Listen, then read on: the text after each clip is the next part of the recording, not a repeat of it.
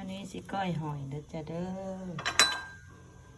ก้อยหอยสาลี่ค่ะหอยสาลี่ค่ะ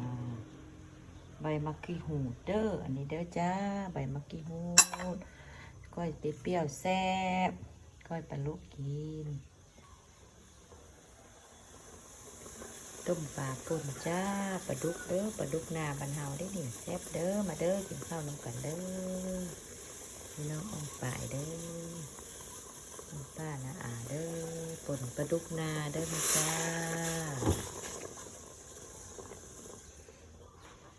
กินกับผักนอกเด้อจ้าเด้อแซ่บเด้อ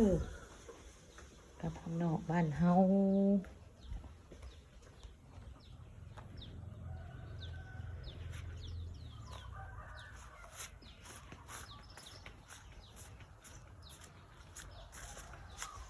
อันนี้ผักนอกบ้านเฮาเด้อจ้าเด้อ